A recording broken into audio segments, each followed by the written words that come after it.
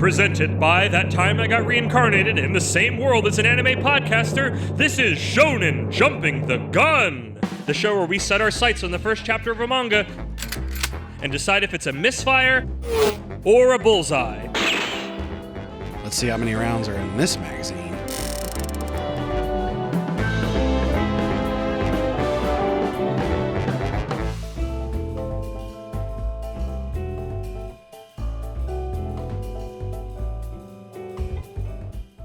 Is this a peek behind the curtain at Jump, or just a fantastical phantasm? This is Time Paradox Ghostwriter.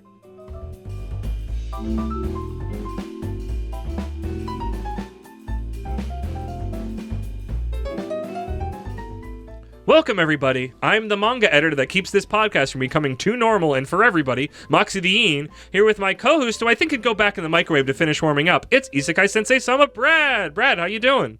I think I'm fully baked. I said the microwave, not the oven. Ding! And here we are at, I don't think the end, at this whatever this is arc. No, this should be the end. Okay, we're here at the end of the Back to Your Roots / wow, that 99 Isekai sure was a humdinger. Because this is not the Heaven or Hell arc at all. We've been already recovering from that for a month now. Yeah. I've forgotten a lot of it. That brain tumor. And you'll forget it again after you listen to the episode. I sure will. And here we are at the end of it with Time Paradox Ghostwriter, which I think is just one that I heard.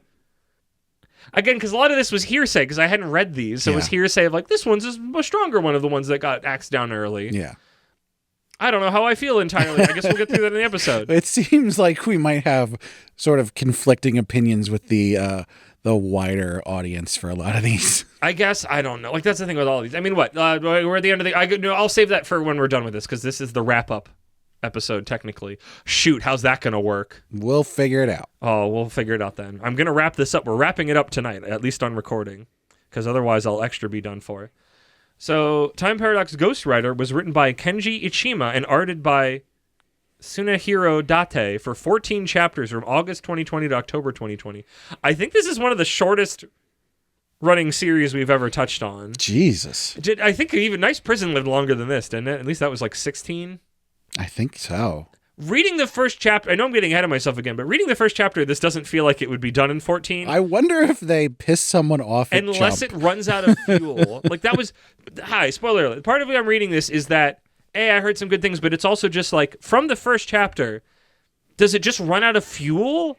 Because it doesn't seem terrible. We've read some terrible garbage on this show. For things on them, Kenji wrote and arted a manga before Ghostwriter called Bokura no Q, and after Ghostwriter wrote and arted Gunoi Kyushitsu, which is on Jump Plus supposedly. Whether it's translated, I don't know. Tsunehiro has done art on numerous other manga and one-shots, including their own manga in 2017 called Cross Account. I don't know. This was localized by Stephen Paul and letterized by Sneer and On, which is a duo we've seen many times and continue to see. Though I don't think we're going to see Stephen Paul moving forward at all. Every time I see Stephen Paul listed on something, I'm like, how does he have time to work on other things? And the answer is is this pre-Akane? No, it shouldn't be. Akane started before 2020, didn't it? I think you're right. I don't know anymore. Like, that's the thing, because I feel like I notice his... I mean, now we're noticing names, but I feel like he's busy. Yeah, he's busy with Akane and One Piece. Yeah. I'm sure others that he's keeping up consistently with.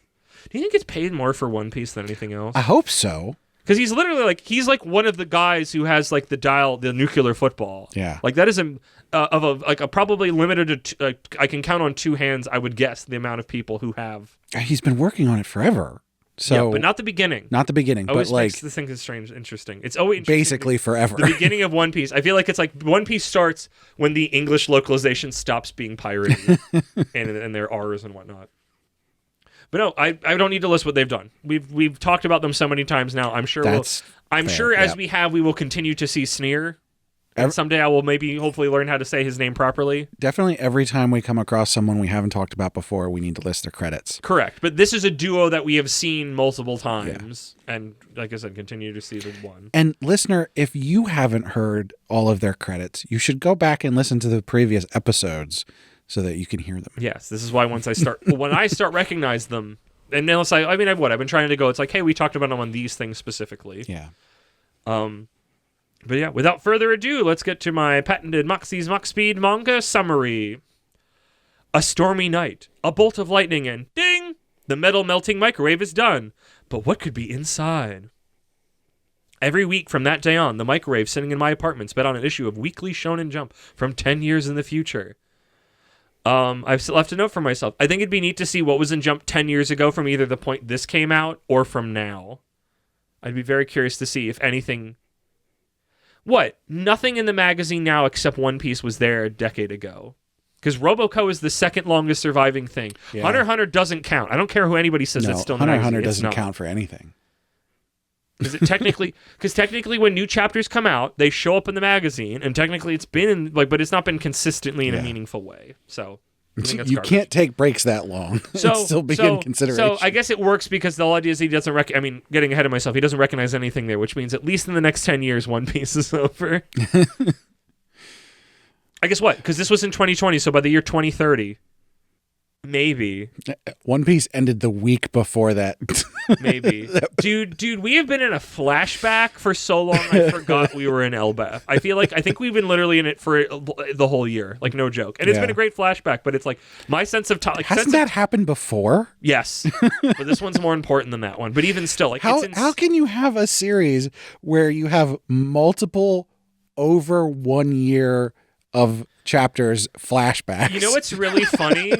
The context of this flashback is that Loki is trying to quickly describe why he did what he did. And we haven't even gotten to the thing he did yet.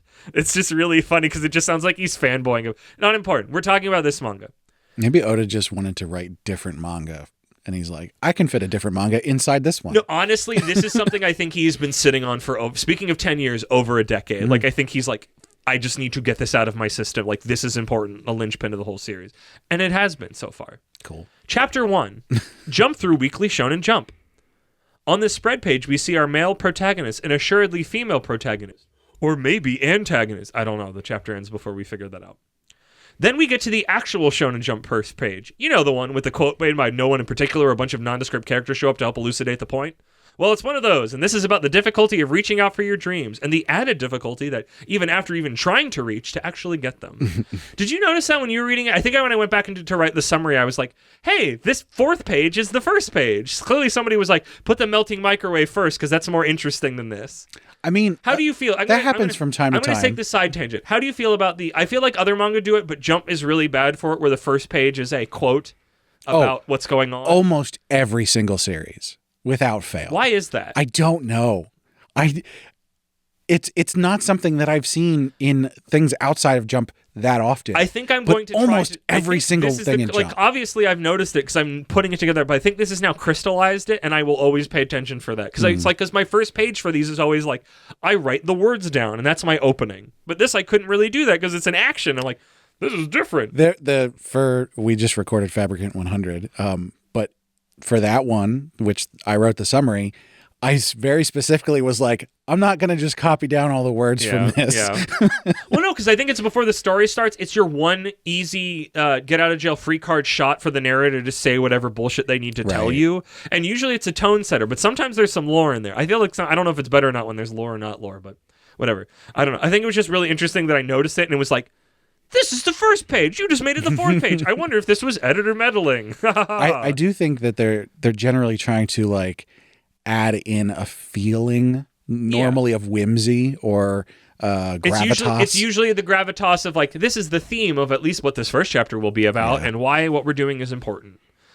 And maybe, I don't know how I feel about them. I feel like, I don't know if it's just like, I feel like I'm annoyed with them because I've just broken the spell, but maybe when I mellow, But also, maybe they're just like, oh, I gotta write 50 pages? Oh my God. Fake one on the spread. I'll just put this in. 49, easy, hubba, hubba. So this is about reaching out for your dream and even the difficulty of grasping it if you even decided to do that. And we see our smiley protagoon doing just that, reaching out and grabbing the string of a balloon stuck in a tree and returning it to the owner. A small child via falling out of said tree. It was no problem, he says. I bet this will make a great idea for a manga. He then rushes off to the Shueisha building, the place where weekly Shonen Jump is made. Oh my gosh. He is Teppei Sasaki, a 24-year-old manga writer hopeful. His editor, Kikusa, quickly reads through his latest storyboard as we're told the process of getting into Jump. That is winning the Rookie Artist Award, doing a one-shot, and then writing a full series. After going to an art college, he's been at it for 4 years, busting his hump as a manga assistant. And despite all his efforts, he hasn't even reached the one-shot stage. Kikuse always rejects his stories, but this time will be, oh, he's rejected it. This sucks. It's terrible, Kikusa says. He then proceeds to give my normal criticism about new Jump series. They seem very flat and lacking in personal fingerprints. It's too normal. And I'm immediately taken out of this because I don't believe that any Shonen Jump editor has ever rejected any manga. No, this was from 2020. They put it in the magazine and then they cancel it later. If it's so good. Again, I guess it comes back to what's not making it. Clearly whatever this guy's writing. You know what? Maybe normal would be good because it at least means the car is running. Right. So like reading this is like, I have so many thoughts and feelings about all that stuff. Teppei is determined to draw another 47-page draft for tomorrow in time for the deadline. An insane feat. We see him relentlessly drawing at home. That last attempt was his best work. What is he not seeing about his own ability? He's about to turn 25. Everyone else he knows has steady jobs now. How long can he keep at it? He finishes in time and rushes to work and gets torn to shreds again by Kikuse, who takes him down many pegs. So the thing about him being 25, I feel like that's not as big of a deal as it's making it out to be here.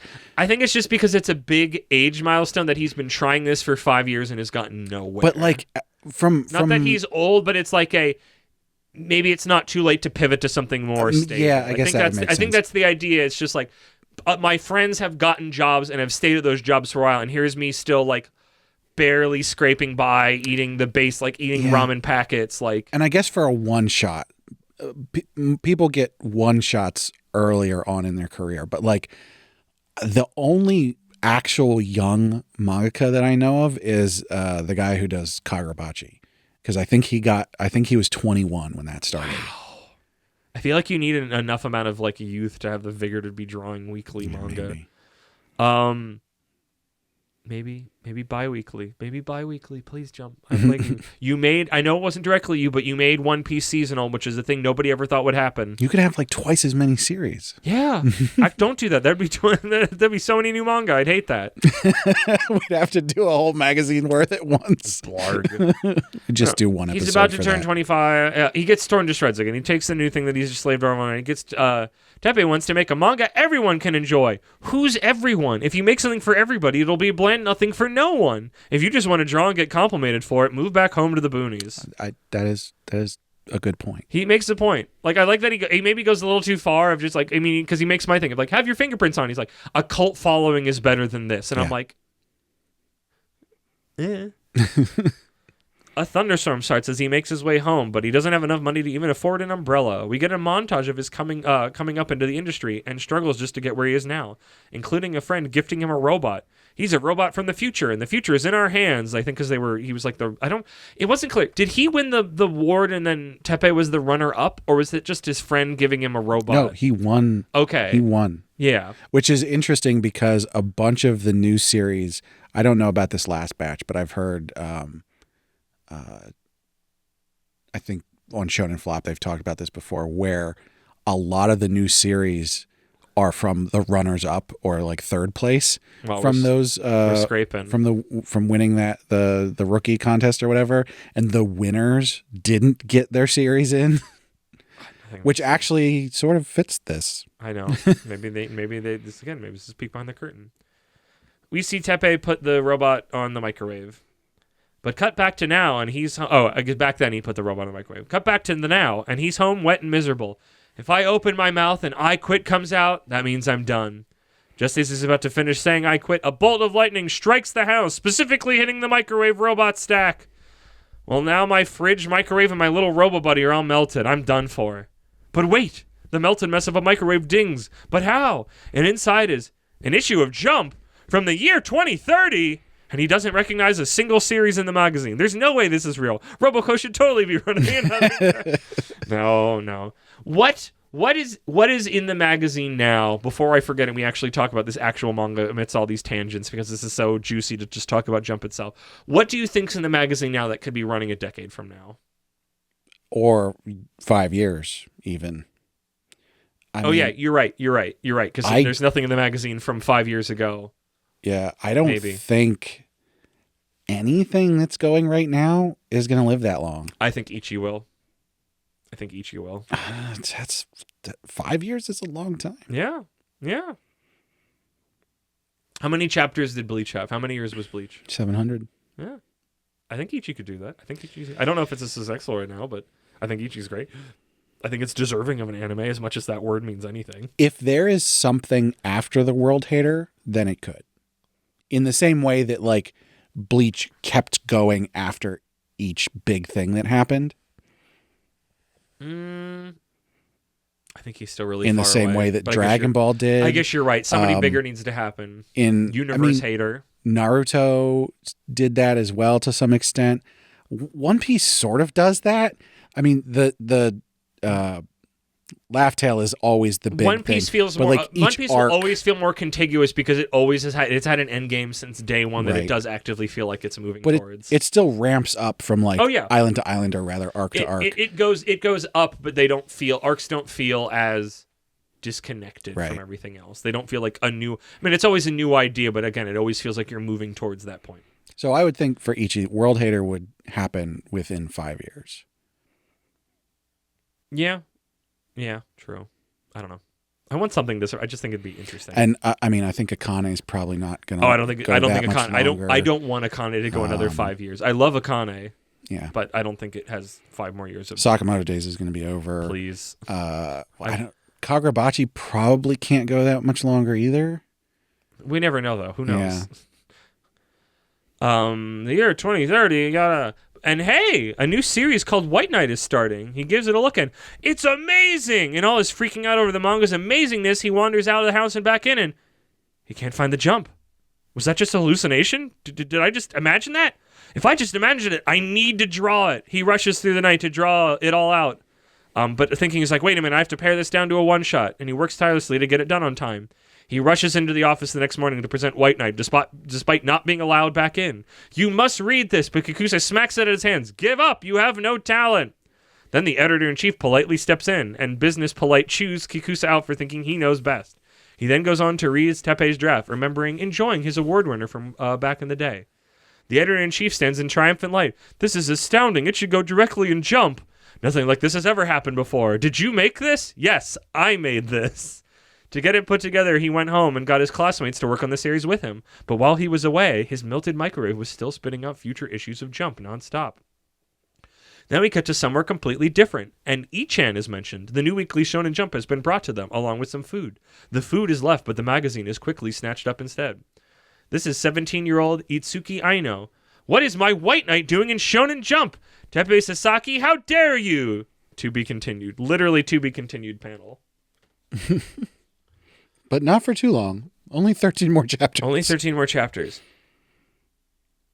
Is Kakusei an asshole? Is he just a shitter? I mean, yes, but not necessarily. Like, that's what this whole editing thing is like. I feel like two people should look at it, but that's like a hard thing to put together because it's like, what if the one thing is just not to that person's taste at all, or they just suck? Even if, like, because it's like, I went back and forth. I'm like, who's saying asshole? It's like, he's saying a lot of things I think and feel, but he also just, I can't read the manga this kid's writing by virtue of, duh. I think I mean, as with most things, psychological things, I think there's a way to go about this. Like, you're not necessarily wrong, but you could frame it better in order to get a better resolution to whatever is going on. Yeah, because he makes some points from that first rep we see, and then when Teppei comes back, he's like, oh, I tried to do these things, and he's like, you did them all wrong. But it's like, there is a little bit of like, you've been doing this for 5 years. How have you not seen it? But I guess he makes a point of, what am I not seeing of my own ability? Because Teppei is like, this is my best work yet, and then it gets torn to shreds. But also, I think it's funny for our stuff. It's like, how is the art? I wonder how the art is. Yeah. I'd have to imagine it's not bad. Yeah. Work. Yeah. I mean, because pretty much everything he's talking about is the story. So I have to assume that the art Yeah, is like, fine. oh, make the characters more interesting. It's like, I gave them quirks. It's like, that's not depth. That's just quirky. You just made them quirky. Yeah. And it's like, yeah, that's a good point. I think I'm happy I got to this manga now in this arc, and just in general, like us talking and thinking so much about like what goes on behind the doors at Shonen Jump, Weekly Shonen Jump, in the editorial. I Like, definitely think this makes sense as sort of like a culmination of the past 100 episodes to some extent. to some extent, especially with like of us covering what's been in the magazine for over 2 years and what's come into it. Because I would love to know the percentage of things we've covered in it, because it's now most of it. Yeah, I mean, I think there's only a couple things that we haven't covered, and those are sort of like One Piece, Roboco, Sakamoto Days. yeah, and to some extent we think did that's cover Sakamoto Days, just not. No, on but this if I'm saying particular even show. just Shonen Jump, I want to Yeah. look at this. I'm now very curious. Obviously, I would need the full number to know what a percentage is, but Also, we haven't covered Hunter x Hunter. it's not in the magazine. Ichi Witch covered, Kagurabachi covered, One Piece not covered, Jujutsu Kaisen Modulo covered, Sakamoto Days not covered, Blue Box covered, Shinobi Undercovered, Hero Girl and Demon Lord covered, Someone Hurts, I keep forgetting about it, covered, Ruri Dragon not in the magazine but covered, What are you Akane looking Banashi at? now covered. I'm on the app. Witch Watch technically not covered, and by technically I mean not at all. I always forget about Witch Watch. It'll be gone soon, I'm sure. Roboco and me and Rogogo not covered, but I love it. Kyoshi covered. Gonron Egg covered. Hazakaze Mound covered. It's not scrolling anymore, but I bet there's more. Odor of the Flame covered. Hema 10 covered. The Mage Next Door covered. This isn't helping me. Hero Girl and Demon Lord. I call already it said quits. that one. Did you? I did. I wasn't paying attention. A bunch of dead thing. Nue's Exorcist. Did I already say Nue's Exorcist? Covered. Somehow. Still alive. Did you say Kagurabachi? Kagurabachi. Covered. Our first episode, was it not? Yeah. If I didn't have other things planned, I would really want to revisit Kagurabachi. But I want to mag dump Kagurabachi to get me reading No, I again. think it makes sense to mag dump that, Yeah. especially as far as it's gotten so far. Yeah. Maybe we can figure out, unless that already happened, when we hit like our 3rd year anniversary. Is it in October? Did we start in October? Yeah. Okay. So yeah, maybe if I remember, October of 2026, we'll Magnum Kagurabachi if the timing works out. But no, this manga, I feel like by virtue of all the tangents we took, this manga is just an excuse to talk about Jump editorial. Yeah, to an extent. I'm interested in what this is doing, but I especially if you listen to the last like 20 episodes, and especially the ones that are the brand new series, it's just a lot of us going, "What the fuck is going on at Shonen Jump?" What is being let in? Because again, my big question is, what is not making it? Yeah. And why? Is there? I would say, is their wall too high? But it's not. Like, what's? But Are maybe they it is. so scrounging for stuff? I'm wondering if, like we're seeing in this chapter, if like there's just a bunch of editors and they are each doing their own thing. Well, no, because they're constantly putting out new series on Jump Plus, which I would assume is similar humans to look over it. So is it just people don't want to do a weekly series, which was why I continue to go, just make Weekly Shonen Jump a weekly magazine that prints every other, or just prints like, or everybody does the, what some of the other Jump Plus stuff is, 3 weeks on, 1 week off, and then you just stagger it? So that would go to what I said the other week in one of the new series episodes, where I said maybe they just don't have a big of a pool to pull from as we thought. And like, it's really like when they're looking for a new series, the competition actually isn't that big. Well, no. Again, I think it's because they just keep putting in everything in Shonen Jump Plus. Ruri Dragon was in the magazine and moved out of it. Black Clover was in the magazine and moved out of it. Chainsaw Man was in the magazine and moved out of it. I think it's just a weekly release schedule people just don't want to do that anymore. You can't live a life if you do that. What was the story recently? It's like there was like stuff in semi-recent Kagurabachi chat. I say semi-recent now. It's been months since that happened because this is coming out in like 2 months or whatever. But like recent Kagurabachi chapters had like art unfinished that he could, so because he didn't have enough time because he was getting back from like a con overseas or something, and it's like, I don't think humans are supposed to, I don't know how humans did it before. Maybe because there just wasn't as many other things to be doing at any given time. Yeah. But also just like it wasn't healthy for them back then, and we just know better that we shouldn't be doing it now. Yeah, probably. It's why that it's like I both curse and say a prayer to God every time there's a break week on One Piece, and I go, Oda's taking a little break, I guess, I hope. It's like, I'm sad there's no manga, but it's like, I need him to be content and alive and functioning. And I want his good health.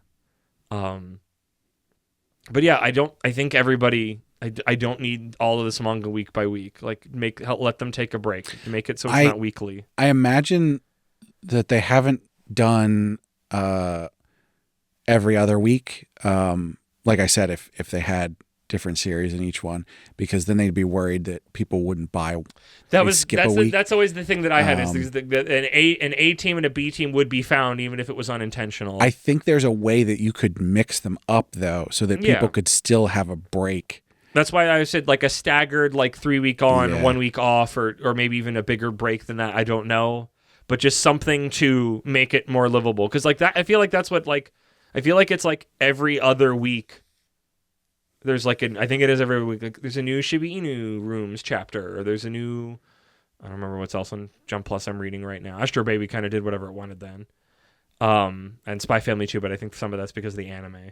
But it's like it's like they come out with a fairly regular thing. It's just not every week, and it's like I don't think we need manga every week. There's so much gosh dang manga. Like I think, just don't do that.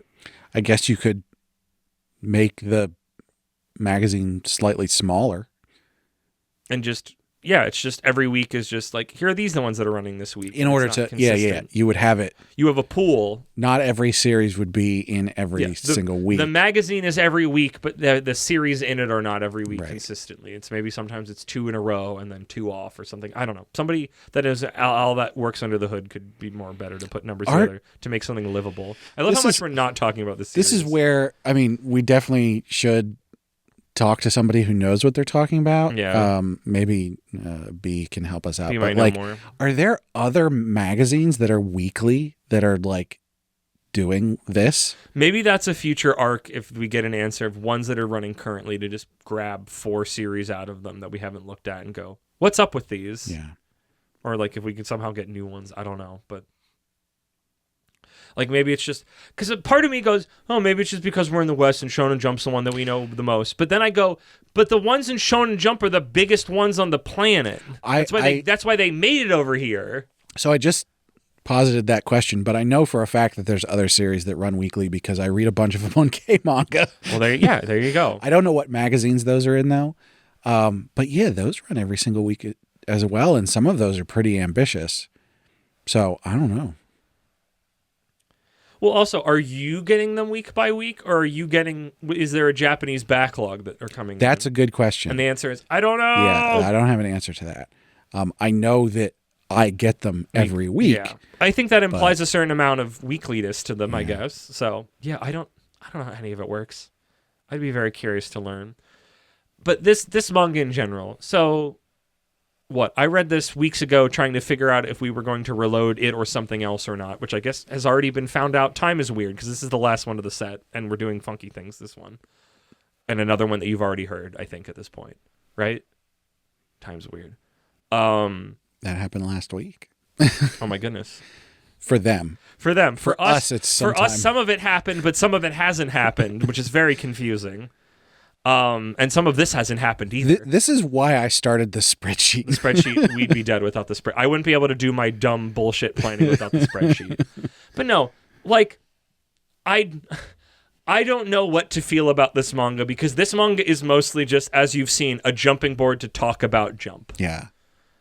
I think the manga is fine. The reason, whatever, spoiler, you've already seen it on there. We're reloading this, but we're doing a weird one, but you already know how if you listen to the last episode, is that because Brad did Build King, which I can talk about, which we haven't experienced yet in this part of the timeline. is that me personally is going to reload this manga, and then I'm going to talk to Brad about what happened with it, in the vein that he already talked to me about what happened in Build King. A thing that hasn't happened to me at this point in time of me recording this. I have a feeling that mine is going to be easier. Correct. And partly why I wanted to reload this is that I don't know what happens next. Yeah. Where do you go? Because, like... that might be why it's only 14 chapters. Exactly. Like, that's the thing. It's like, this isn't a bad start, but I'm so curious how does it do what it needs to do in 14 chapters, or does it try to become something and then get its knees cut out? Yeah. I don't know what this... I can't envision what this becomes, though.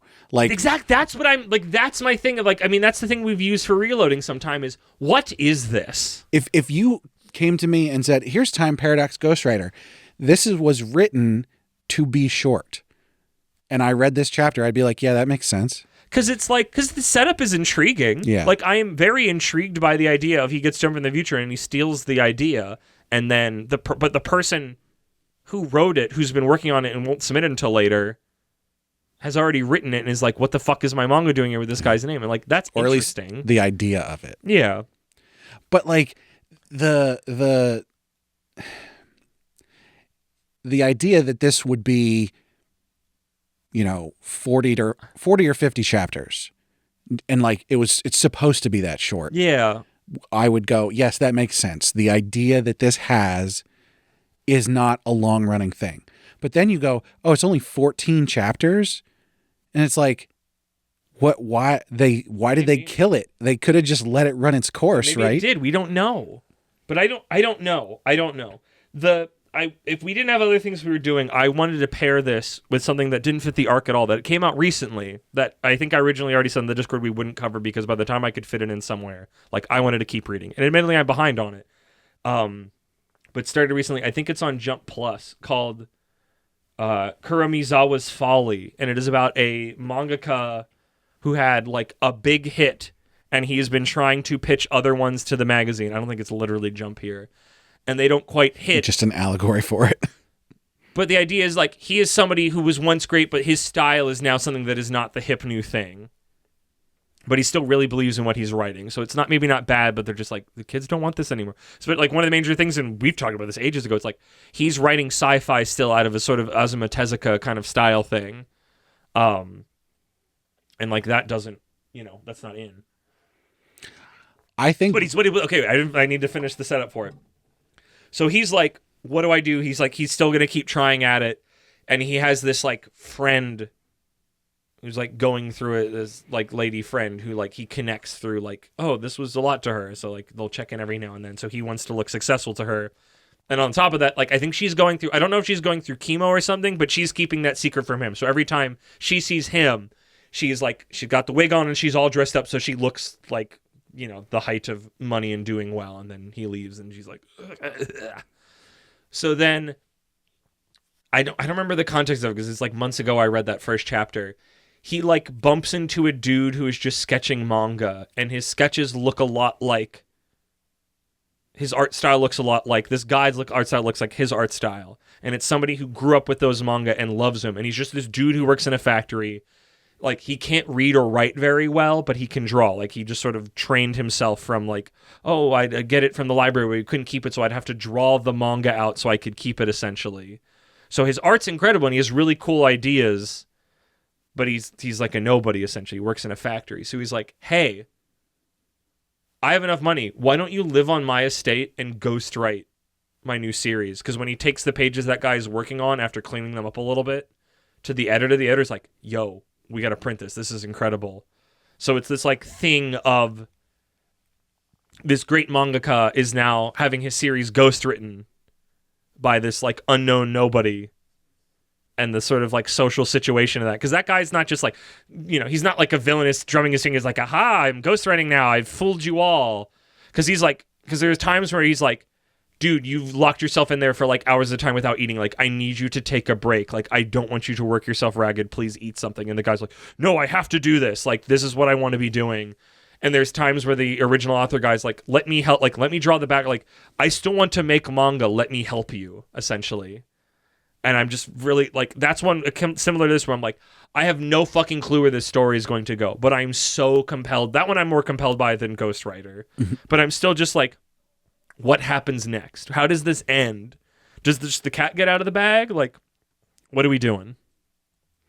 It's funny as you're explaining that because Did you also read a manga that's similar to this? Well, no, I'm mixing that up with another manga because it's something that Shonen Flap covered recently, where this mangaka is getting a guy who's in prison to draw his backgrounds. Wait, is this real? No, it's a manga. Is a shooter or work? Oh yeah, here it is. The Comic is what it's called. And it like the guy's in prison and he's drawing the backgrounds, and like someone out of prison sees the manga and he recognizes the style that the backgrounds are in, and it's a whole thing. But as you explain that, it's jumbled up with that one in my head. So that's another interesting concept. It's a good episode. Does the guy, the main mangaka who's getting, like, did he get the prisoner to draw them? Like, is the prisoner doing it against his will, or is he being credited or paid he's or not something? being credited. I don't think he's necessarily doing it against his will, but there is like some mystery and intrigue around it. Yeah. And it's comic with a Q at the end. Just interesting. If you're going to search for it. I'm curious. I don't know. But yeah. There's clearly something to the manga being made by other people, but the context to make it more moral feeling than not. Maybe it's not their work, but they're passing it off there as their work. Maybe it's a theme that comes up a lot because mangaka have really bad what's the word? Track record, or do they come back once they do have a big hit? I mean, we talked about that when we covered Bleach, where I wanted to do the follow-up series for the like giant pillar series of mangaka wrote, and it's just like, this just doesn't hit the same. It's the word when you don't think that you're good enough, but people think you are. Imposter syndrome. Yeah. I wonder if mangaka just have really bad imposter syndrome. I mean, maybe. I feel like now that I say this out loud, we've already kind of technically did something from that arc of the follow-up series after an artist doing a big series, because that's what Build King was to Toriko. Toriko ran for hundreds of chapters. Yeah. And then just Build King came and went.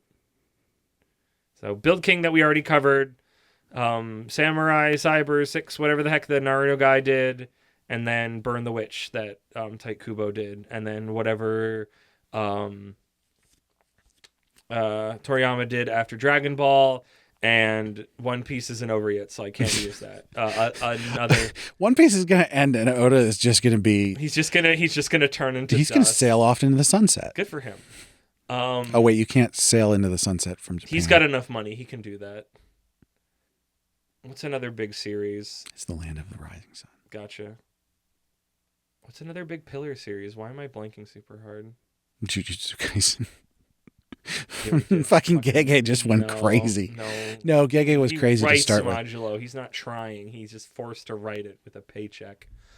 Man, we're just like talking about everything but this actual manga. Does Teppei suck? Is he bad at manga? I don't know. Or is the world? Because that's the thing. Is Kakusa an asshole, or does Teppei suck? Is he just the loser and he's lame and he just doesn't know? Because we can't see what I know. It's wrote, like that's what it's like. The The black box means we can never know. And the chapter doesn't really give an indication of whether it's good or bad. Yeah, because the editor coming in going, "Hey, this is great. This manga that you didn't write that you wrote." And I guess it speaks somewhat to his ability that he remembered and was able to art it out and like edit it down, but that doesn't mean it's great. It could just mean the greatness was so good that even when he sliced at it, it still worked. He did win the rookie award, and that head editor remembered and you just said that doesn't mean the other ones they never make it into Jump. Right. I don't know. I mean, I don't know. Like, again, that's why I need to keep going. There's a lot of possibilities. We're going to reload this. I don't think, because obviously we didn't already do it with Build King because we didn't know we were going to do it at the time. I don't think I'm going to do any major predictions outside of basic ones. Like, we're not going to do point-based ones, I don't think. Did we not do... Did we? Did we just in case? I'll double check. We might have actually just in case. Yeah, we have guesses. Oh, cool. Okay. Yeah. I guess we're going to have to do guesses for this then. We should definitely do some guesses. We should do some guesses. The reload will kick in, and then it'll kick back to us talking about... I want to talk about the arc in total tonight. in the now. I mean, I guess so, but we haven't read the rest of Build King or Time Paradox Ghostwriter yet, so... Actually, you're super right. We'll record that when we do the reload. I'm full of garbage. What? Like, what happens for, like, did they meet? What does it mean that she would, like, they that's have my to, manga? Right? Like, what? How would she go? She must have drawn some of it in some form, like as a one-shot. Yeah, either a one-shot or she has written a lot of it, but she's just a high schooler, so she didn't, like, try to sell it anywhere, so she just got it with her. But it's not going to get into Jump until a decade from now. Yeah. He makes a point that he edits it down to be a one-shot, so other characters who had worked in the long-running... Which doesn't make sense now that I think about it, because he read a single chapter of it in one episode, on one issue of but he Weekly Shonen Jump. It so it's less. It's supposed to be finished by the end of it. That's how one-shots right. work. But so the chapter that he read was either the first chapter of it. It is. It's the first chapter. It's in that case, the one shot should be just the same length. I think one shots are different because they're supposed to be one shot and then they end. If you have it as the first chapter, it has to be a little bit more. You have to leave hooks for it to be open ended, which is weird that you have to go through a step of a one shot of specifically making a series singular. That's weird. Yeah, that is weird. Does she come from money? They seem like they live in like a nice, like they look like they live in like a Japanese, like it just looks like, it seems like a nicer house. If not, and if she's able to be a shut-in, because she's got shut-in energy. If but not like she's actually doing rich, things. then like upper middle class. Yeah. And how will that play into this? I mean, I think she's obviously got something going on, like psychologically, to be in that. She can't leave because she's like in a weird dark room. Either that or like she's depressed or whatever. Like, there's obviously something going on. Okay, and then also the microwave is still spitting out manga, which he's not there. He's at like a home studio. With that his also buddies. doesn't make sense because we saw in the first time that it disappeared, and so why don't those other ones disappear? You're right, because the disappearing is what gives him enough plausible deniability, and I think the readers in a reader's mind that he gets to go, I must have hallucinated that. Wow, this hallucination is great. I should write it down. Like, where it's not like it's not so directly stolen to him. Right. But we learned at the end of the episode it is. But it always was. But also it's like those people don't exist yet because this manga doesn't exist yet. This is from 10 years from now. And you know what? It's totally plausible that he hallucinated that because he's running on so little sleep. Exactly. He's super stressed out. So yeah, what happened to...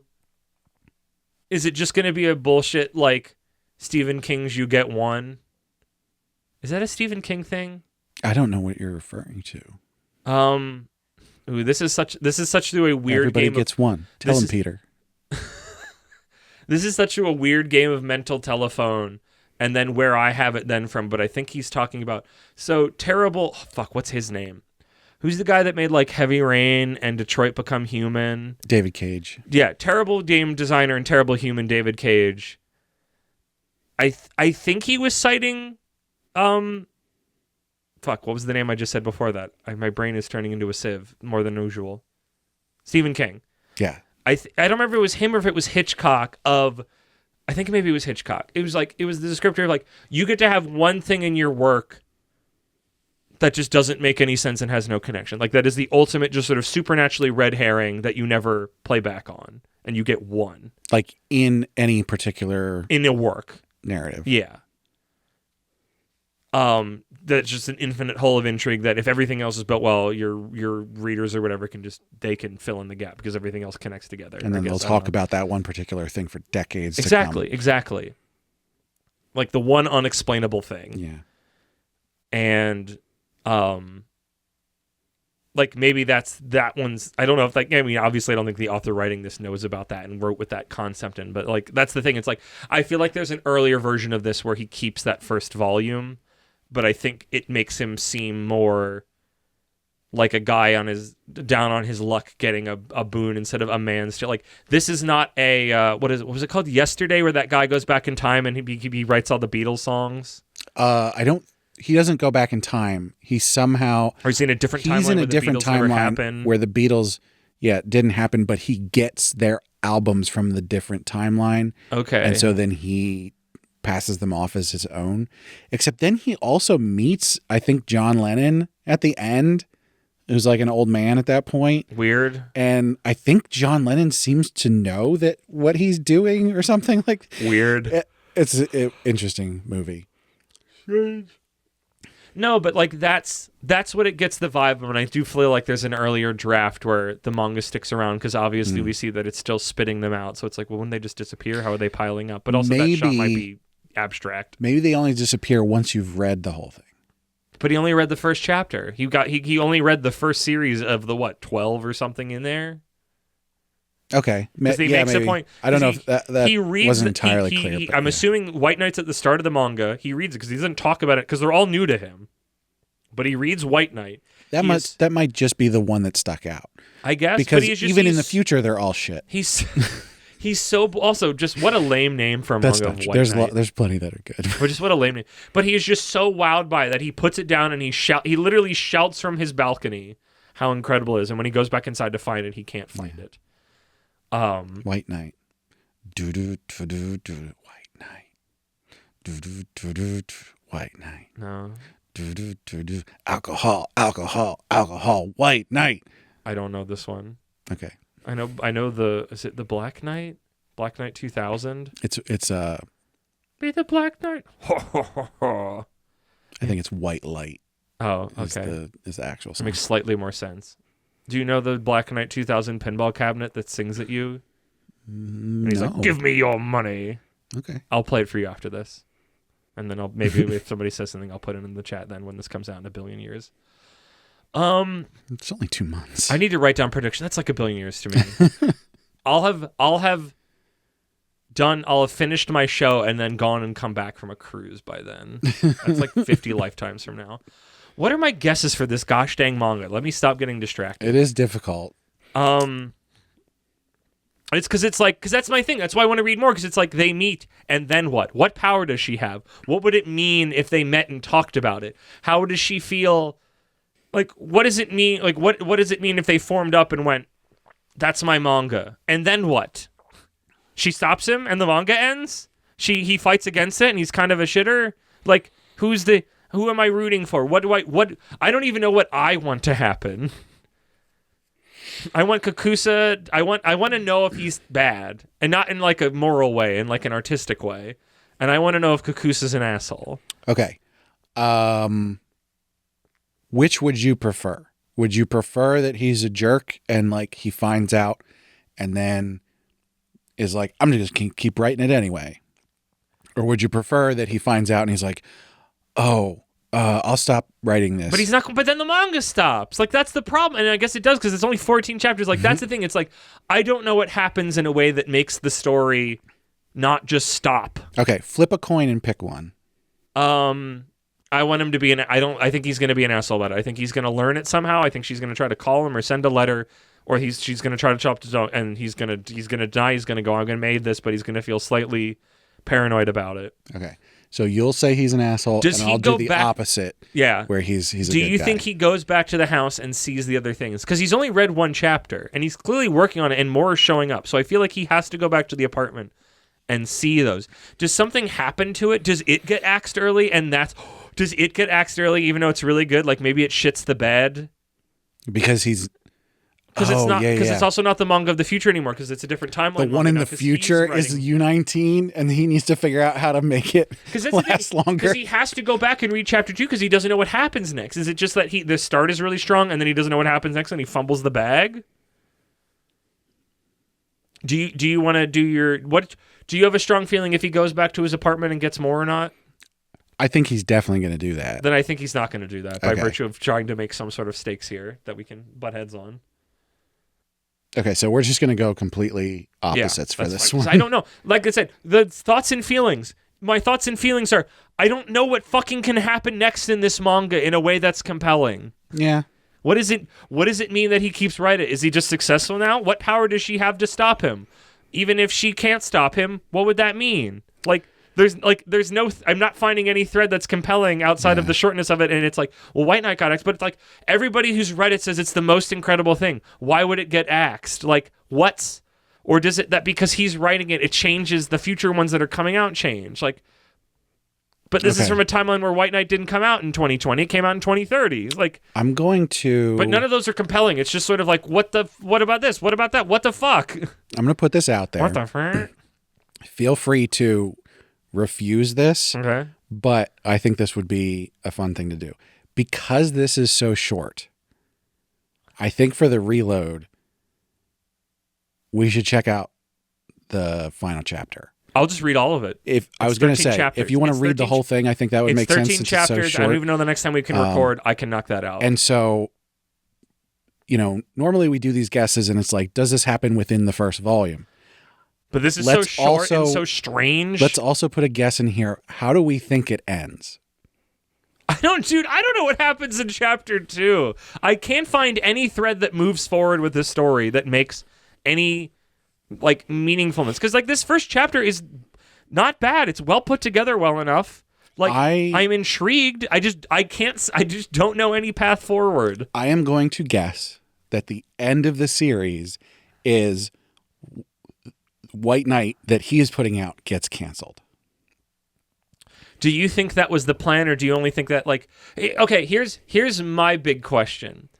Is this only 14 chapters because it's only 14 chapters worth of content, or are we going to feel the sensation that its legs were cut out from underneath it? I mean, would you like to have your guess be it was only supposed to be this long? I don't fully believe it, but I feel enough to put my fake money on it, my betting power on it.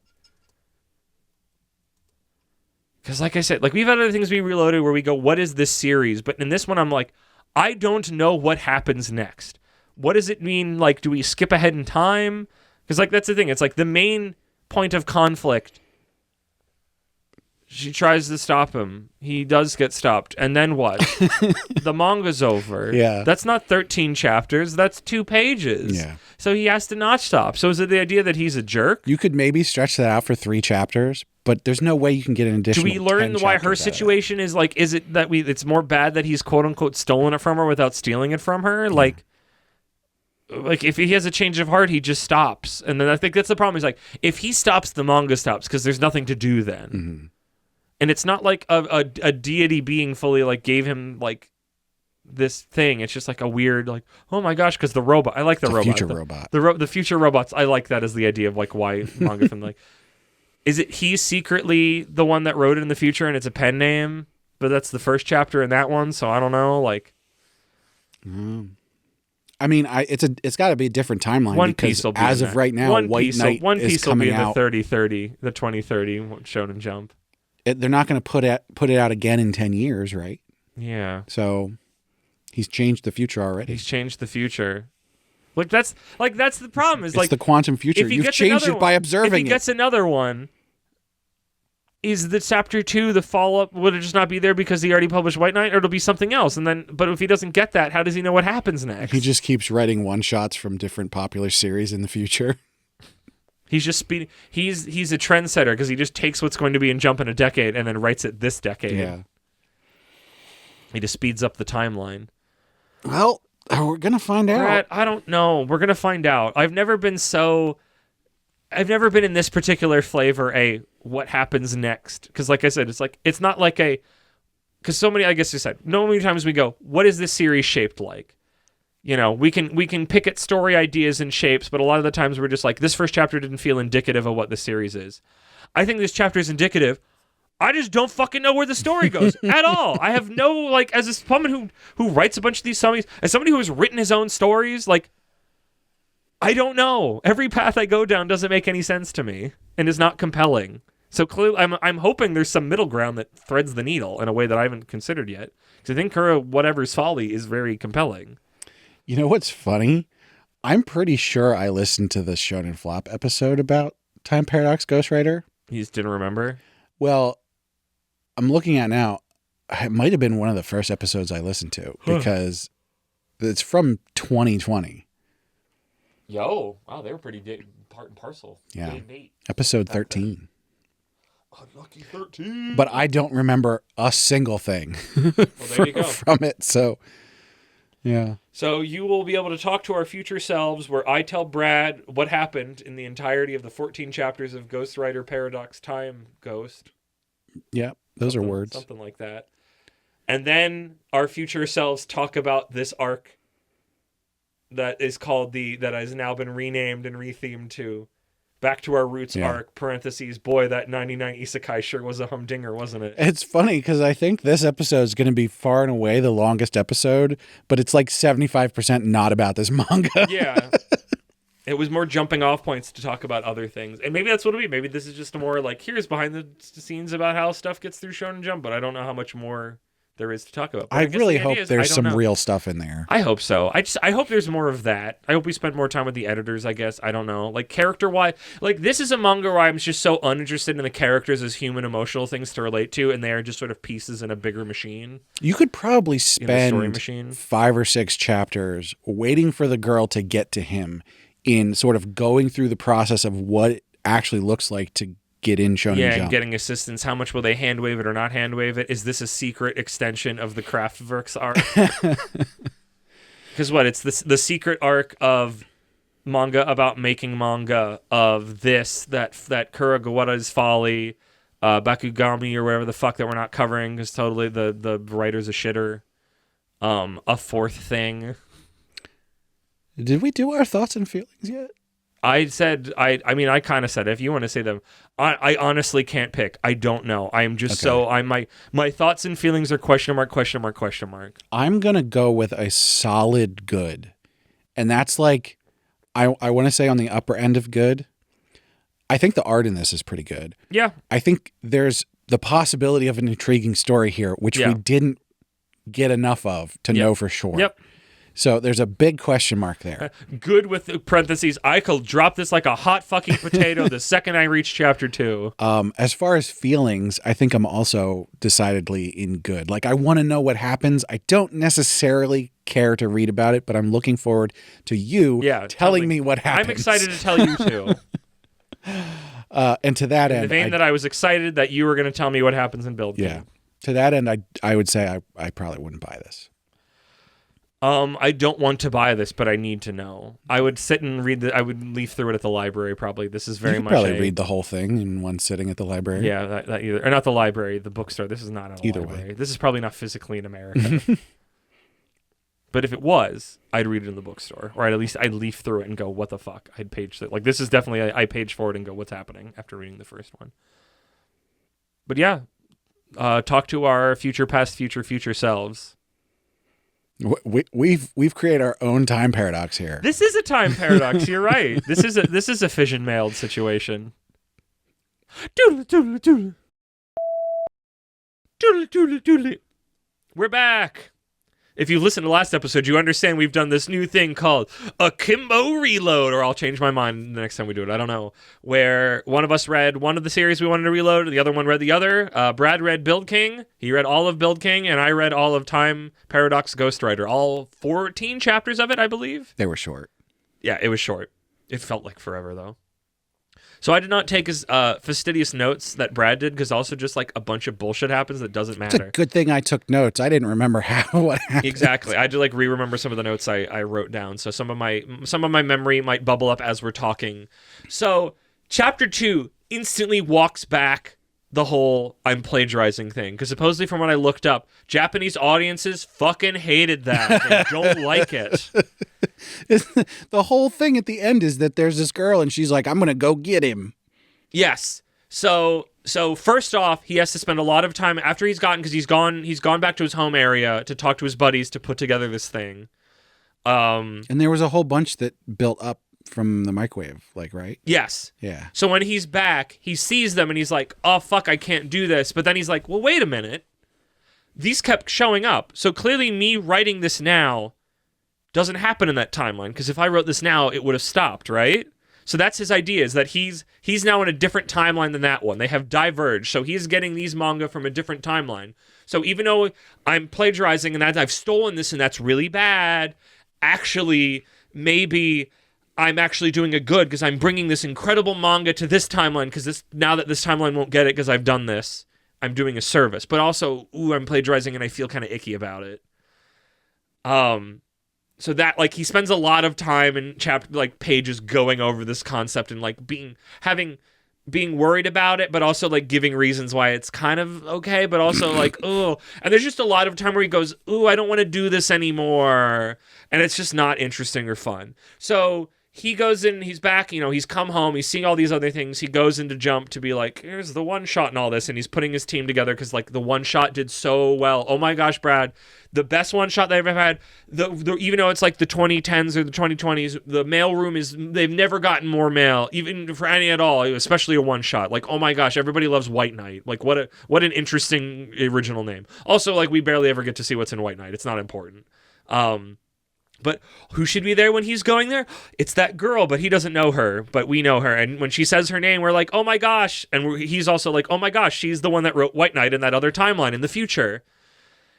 And she's really weird. And they have this standoff where she's like, that's funny. I had a manga called White Knight that was very similar to yours. Isn't that weird that we just both separately wrote White Knight? Why is she there? Because she saw that one shot was in Jump, and she came out to then talk to Jump and work on it. She's a high school girl. She might not. She is not. We learn later she is not. She is a shut-in because he makes a point of like, why are you in a sailor uniform? It's that like she was bullied in school for liking manga. She liked manga, and that's why she was bullied, and she didn't want to go to school anymore, so she became a shut-in. But she was used to wearing her sailor uniform, so even as a quote-unquote adult, I don't know how much older she is, that's what she wears now. Okay, and they just let her into the Jump building? I guess because the things that she wrote are good enough that she gets to join the team. Okay. That's working on White Knight. But before that happens, when they're both talking about it, before that, he thinks she's going to kill him because she pulls out this sharp pen nib, and you get this cutaway that talks about like, oh, this is a sharp ink pen nib. Many a mangaka has cut themselves and drawn blood on this thing, and she's just holding it out at him. And he runs, and she's chasing after him, and he's like, she's gonna fucking kill me. She knows I stole this from her. And then it's like, and she like jumps on him, and he's like, I'm so done for now. Like, this is the punishment I deserve. And it's just like a big bit. And it's just like, oh, you're a big manga, like, you're really good. I wanted to show you this. I wanted to talk about pen nibs with you. And I chased after you because I thought that's what, why'd you run away? Like, and it's just this big, like, oh my gosh, she knows she's going to kill me. And then just like, no, it was just a fake out. And a really like ham-fisted fake out at that. There is a running line through all of it where you get the weird sensation that she knows, because she's just constantly very, like, weird. Like, her dialogue always reads very weirdly suspicious to me. It's just, like, it's very interesting that we both did this. Like, we're so alike, the two of us. Because they, like, make a point later where it's just like, oh, you don't really have any things in your head, but you wanted to write a manga everybody likes? I have that same thing. We're so alike, the two of us. Even though they're not at all. But she's just constantly, like, weird. Like, this low level of, like, does she know when she's fucking with him? And the answer is no. Not at all. It's just to build tension that's not real. And there's just a lot of time where he's trying to backpedal out and go, oh, it's so thing, but oh, we can't draw it. I don't want to draw it. We shouldn't draw it. Let's just leave it be. It's fine as a one shot. And he just keeps trying to get out of it. And everybody's like, no, this is literally the greatest manga ever. You should write it. And she's like, you should write it. I'm working on this team with you. So that's happening for a while. This goes on many chapters.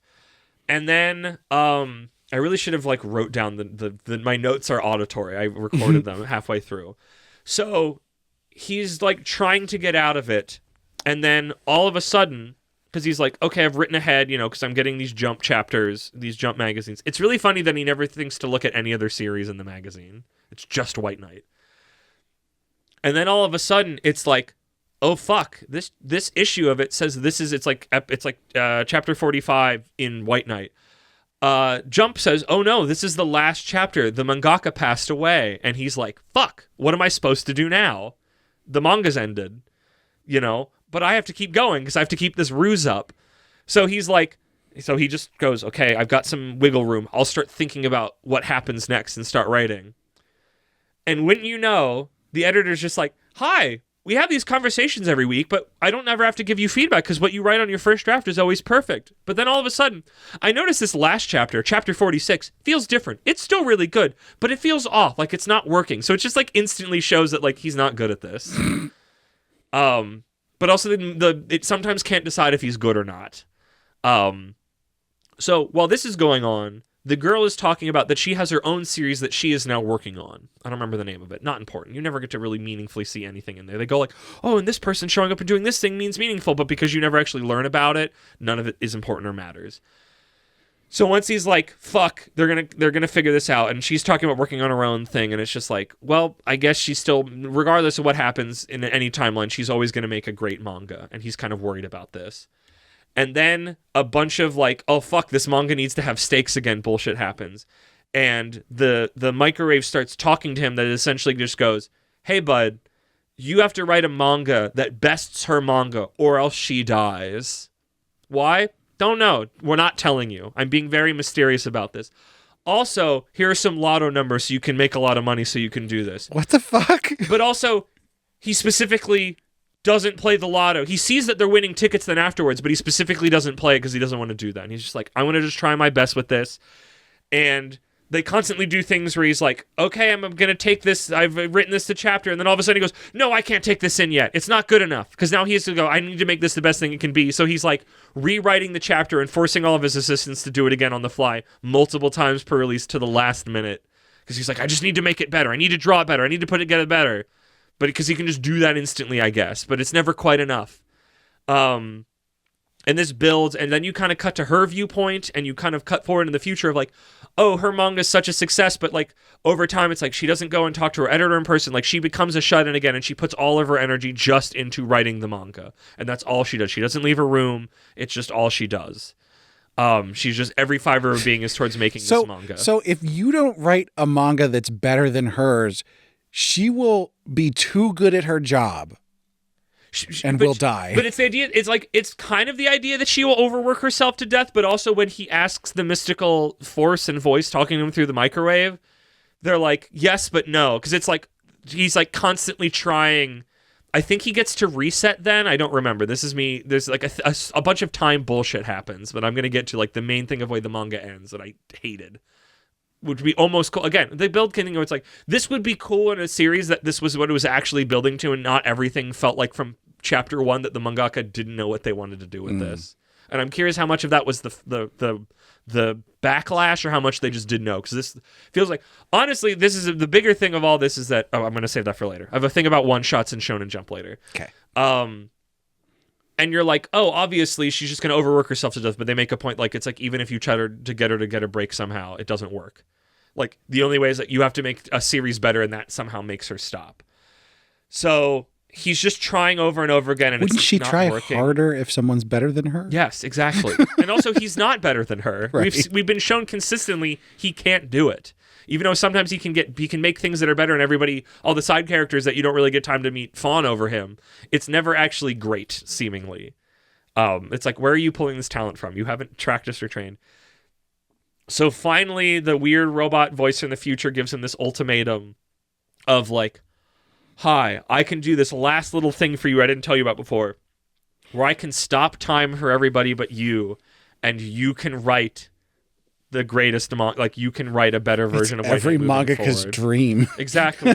It's Rohan Kabishi's every day, but he doesn't need to stop time. He's just that much of a fucking big dick mangaka that he can just draw a billion things at once. So like the last chapter is just that happening, and he rewrites all of White Knight. He's like, okay, I'm going to start a few chapters before where or right around where I pick up, and he's like, this isn't good. I'm going to write it again. This isn't good. I'm going to write it again. And he does this over and over again. And then he's just like, he's doing this for like hundreds of thousands of years almost. I don't remember if we get like an actual time thing, but he's in there for like an insane amount of time. And he's like, well, I didn't need to sleep and I didn't need to eat or anything. It's like, if I interacted with something, it moved. And when I stopped, it just stopped in space. And he is just rewriting this manga, and he's going so into it that he's like, I'm just going to start writing other entire manga series in the stopped time. So he rewrites those. I think he says he rewrites like White Knight like 6 or 7 times, but then he's like writing other series, and he's rewriting them a billion times to just make the best and ever manga that has ever been, to give to her once the stop time is up, to make sure that she lives. Oh, I forgot. Some of her backstory is the whole thing of that she got bullied for liking manga, and that she sat next to an old man who had a bunch of like old Shonen Jump issues that she got to read through. because no one else would talk to her because she liked manga, or this is where she learned to like manga because she was bullied. It's not put together well. Also, it's like vaguely implied that old man, because at some point when she's like, I'm going to become a great mangaka, because he used to be a mangaka and that's why he has these. And he's like, I need to leave. And then you don't see him again, but it's like vaguely implied that he's maybe the robot voice, but also like it's not, but also maybe just I was checked out and I didn't pick up on the subtleties. But also just it seemed like everything was just kind of schlocky and put together poorly, even though it seemed like this and another manga that was building to this better could have been really fascinating and interesting. But it just felt so like, it felt like the mangaka in the manga was the same as the mangaka writing it, where it's just like, you're just not... You're in over your head. You have some cool concepts, but you're just not good at this. Yeah. So finally, he exits the stopped time and gives her the manga, and she's so happy. And then they make manga together. And then, it's like, oh, I'm so happy we're both making manga. And then the manga ends. But you think, because there's also a thing of like, maybe I don't like making manga, and you think she's going to get off the ride, but then she's like, no, I want to make manga forever now with you.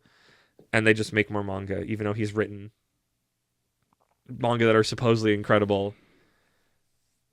So, yes. Okay. So, this is... I'm going to do my jump thing, and I'm going to do my bigger thing that is about this and Build King, and also other manga we've talked about. I think Shonen Jump having the process of you win an award, you do a one-shot, and you write a full series is just what is constantly shooting them in the stupid fucking face. Mm-hmm. Not even their foot, their face.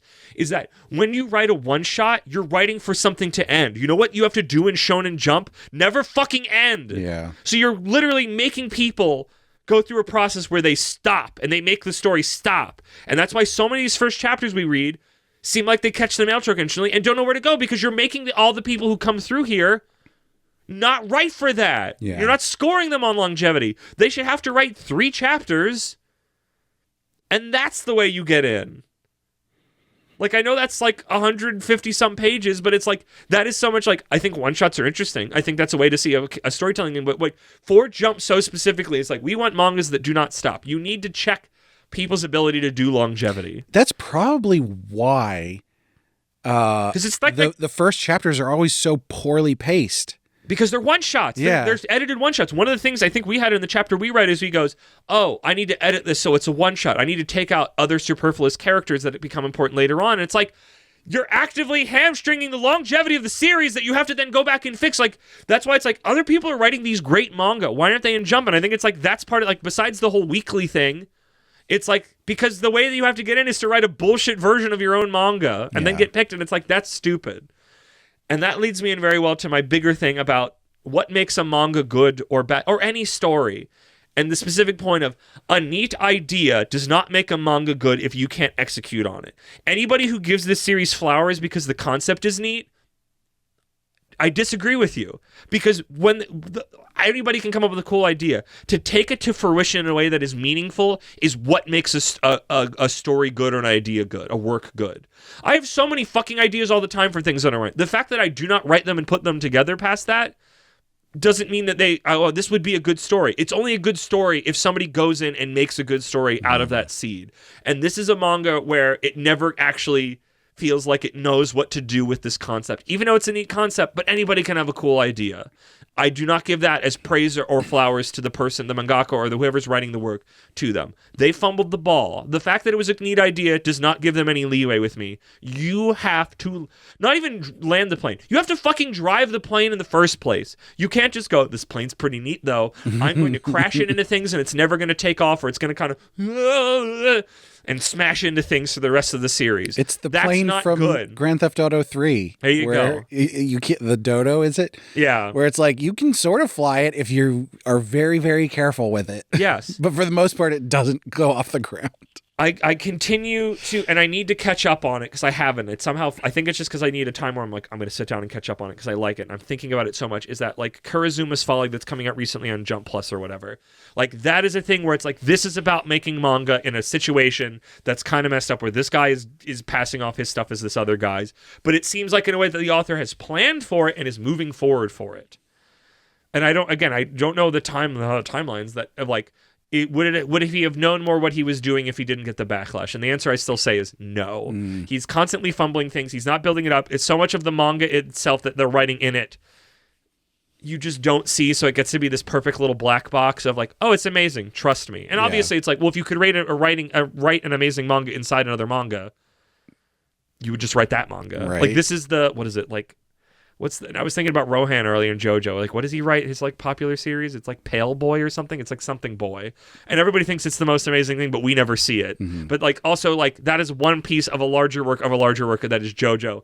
And like Rohan's supposed to be like a funny, not self-insert. So like it makes sense. But here it's just like a cool idea does not make a good manga. There's so many first chapters we read, the wheels come off because it's like you didn't actually figure out a cool way to run with this neat concept or setup you made. Like you just fumbled it out of the gate.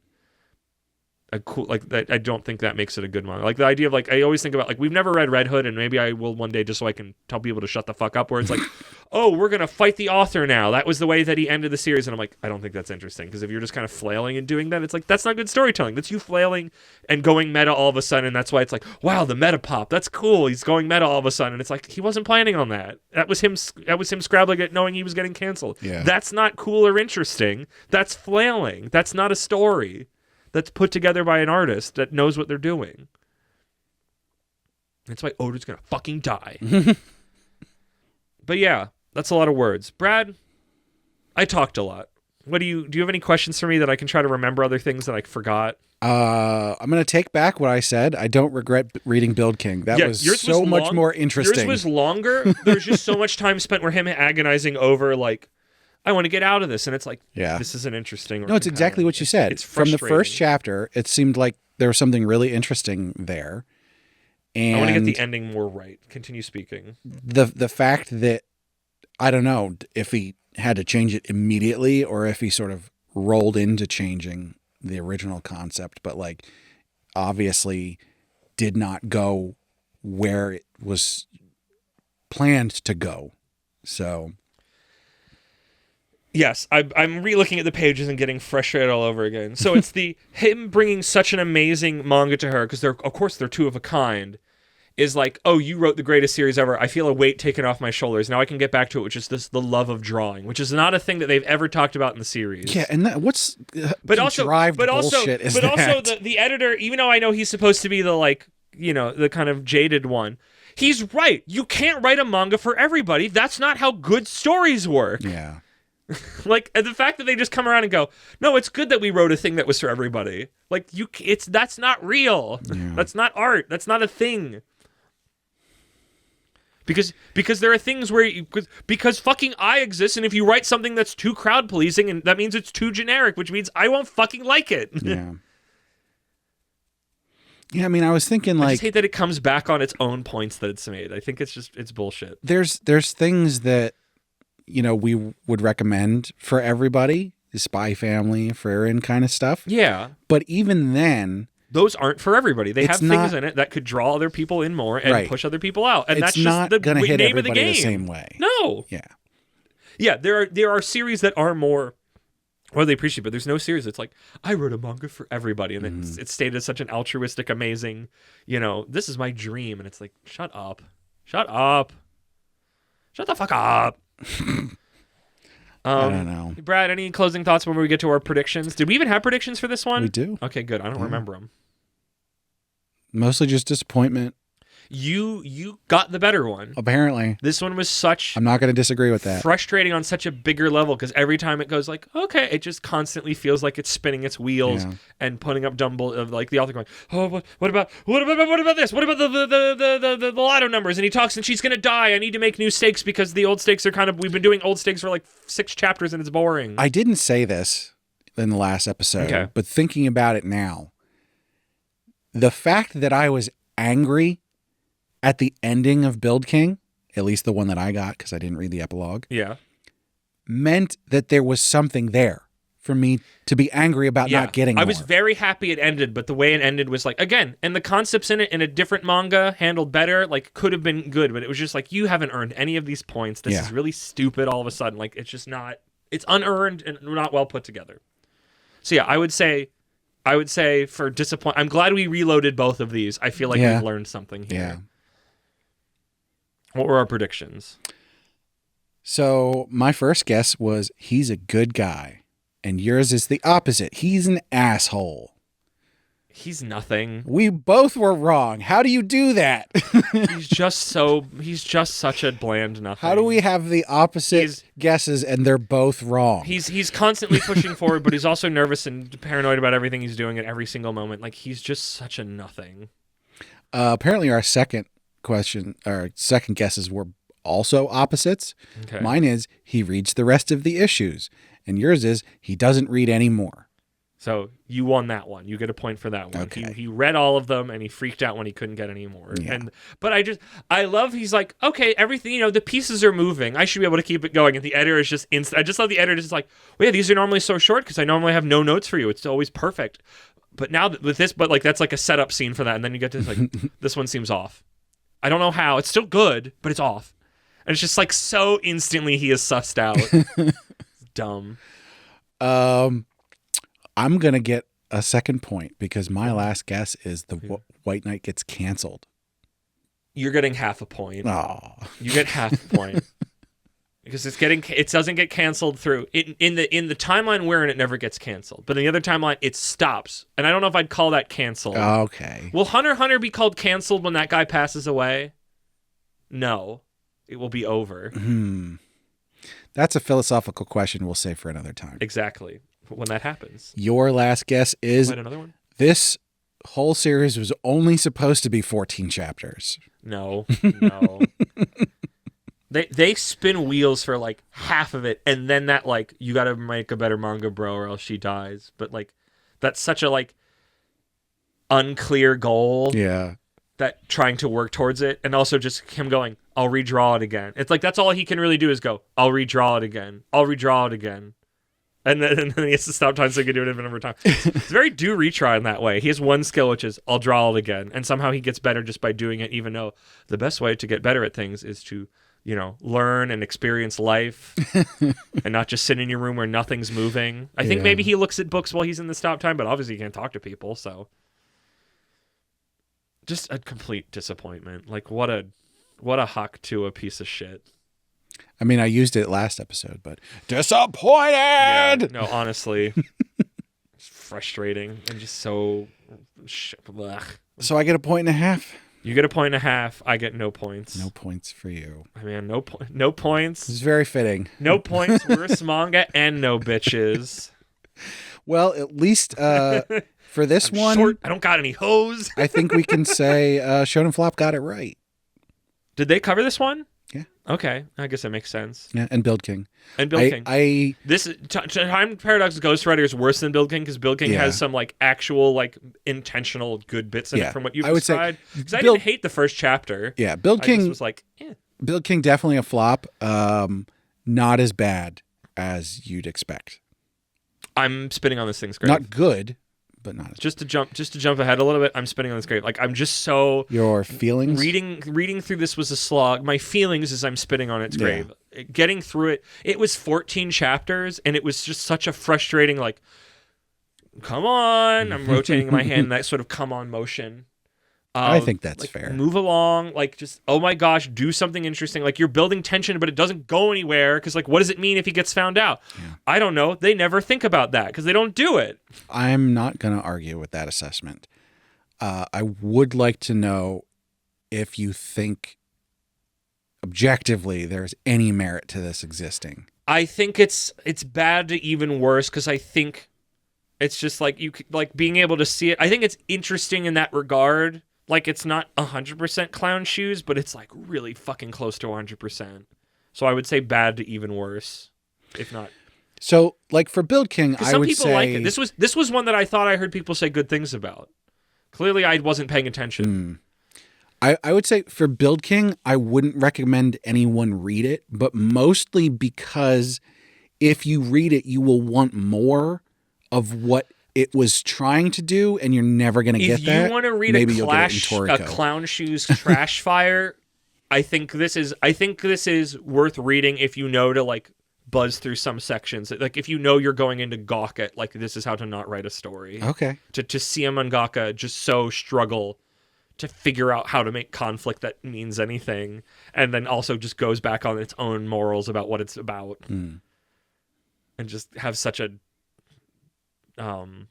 what's the word? Not asinine. I mean asinine, but like such a placid ending moral after everything. Right. It's like, and everything's fine. It's good.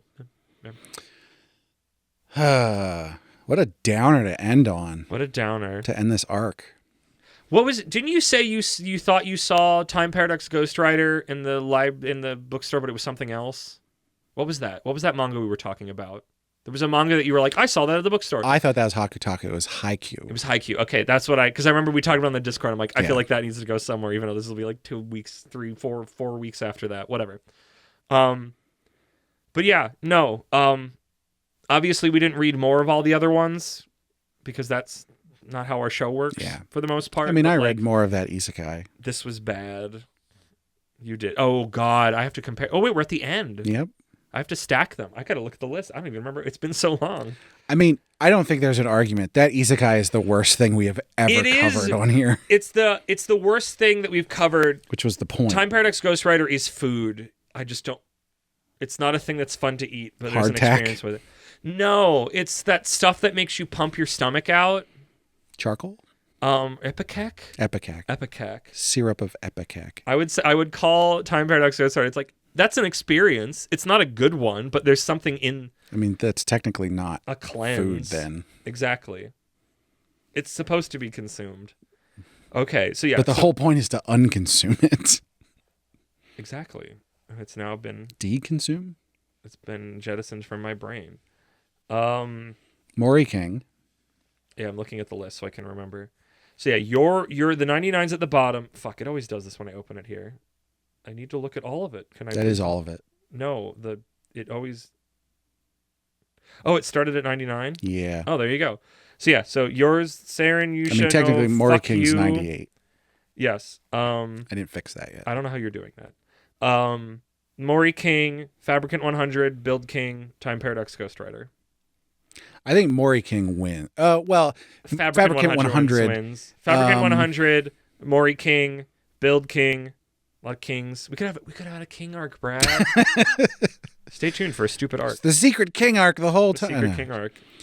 This was the Heaven or Hell arc, but it mostly just felt like this was the dog shit arc, and also Fabricant 100 was there being a sick babe. Yeah.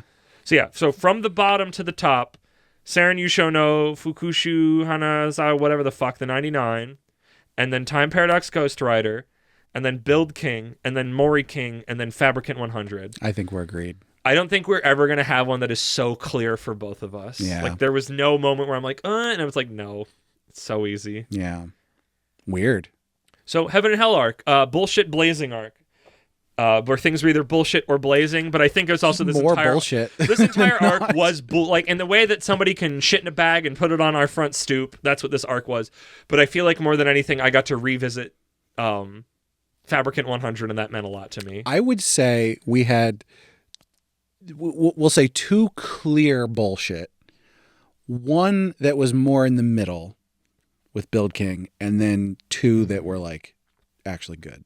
Mori King was good. I mean, again, you're always the bias of like having read all of it. I'm like, I want to read Fabricant again. Fabricant's so good. Love Fabricant. But yeah, that's been Heaven or Hell, bullshit blazing, dead Shonen Jump manga that are of questionable quality depending on your opinion, and if you read more of them or not, which we did in some cases. We did in we collectively read more of all of them except one of them. Yes. Mori King was the only one. Because I read all of Fabricant and Time Paradox, and you read all of Build King and your Isenine. Mm-hmm. So we didn't read more Mori King. I guess not. Didn't technically read all of the isekai. All that was available at the time? Available. Yeah. What a weird arc. Yeah.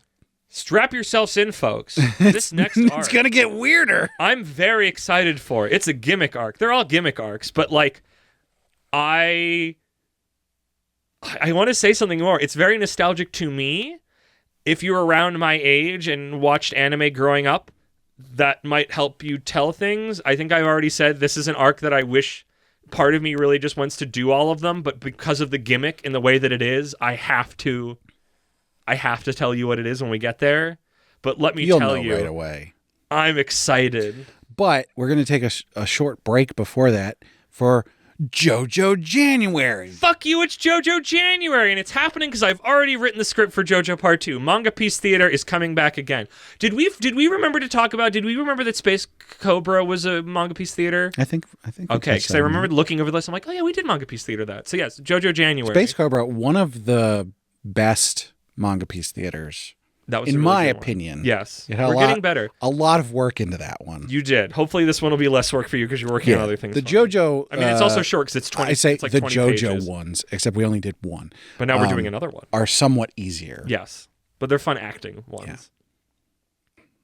I guess that's the entirety of it. Yes. It's New Year, technically. Well, it hasn't been the New Year. It's not New Year for us yet. But when you listen to this, it'll be the New Year. We're only a couple days away. We'll start recording the new arc in the New Year, so that makes me feel like I'm putting on a fresh pair of underwear for the New Year. But you guys don't get to experience that. You're still experiencing my 2025 undies. Brad, ghostwrite. I'm going to ghostwrite your credits, except I'm not going to do that because I don't want that job. I'm going to let you do it. Well, as always, we need to thank Sugoi Mart for partnering with us. Sugoi Mart's a retailer of Japanese snacks, drinks, toys, and merch. Our listeners can use the link in the description or use code APR15 to get 15% off at checkout. So make sure you check that out. And we want to hear from you. So go on our website, Anime Podcaster Reincarnation. Reincarnation. Oh, that's a Anime Podcaster Reincarnation. Now we need to make a Photoshop of the album art that has all of us wearing cowboy hats. On our website, you can find a social links page where you can find links to all of our social media. We'll cover Gunblaze West and talk like old timey prospectors. Yeehaw! The entire time. What in podcaster reincarnation? But the best place to chat with us is on our Discord. So make sure you join us there, and you can find a link for that as well up there. You can also find a link to our Patreon, where our supporters get perks like getting to vote on things. That's always fun. Who doesn't love democracy? Don't answer that question. Don't answer that question. Keep going. You also get bonus episodes as well as getting the high quality stereo version of the podcast early. So make sure you check that out. And of course, we have to shout out our patrons. So first and foremost, at our noble tier, we have our marquee, Sir Cake Dwarf. Da, da, da, da, da, da. Thank you, Cake Dwarf. Okay, yes. We could just do Kirby songs all night. Yeah.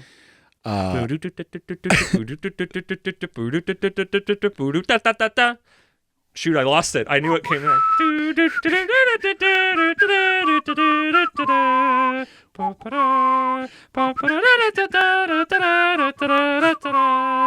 Best friends play together. Okay, yes, we got to get to the next one that we can't sing.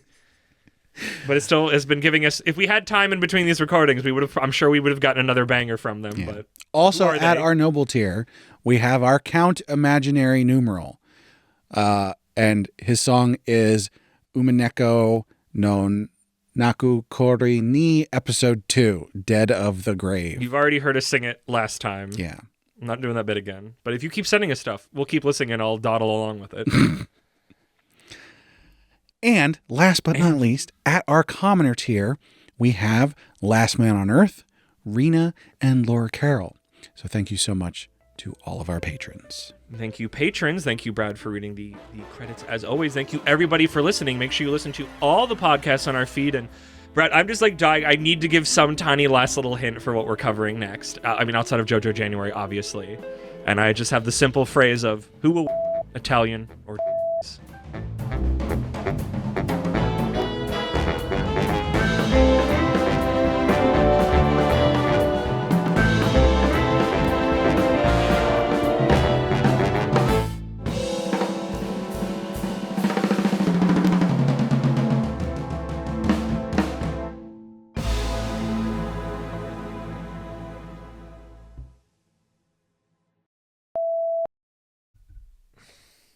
myself out there green apple spritz.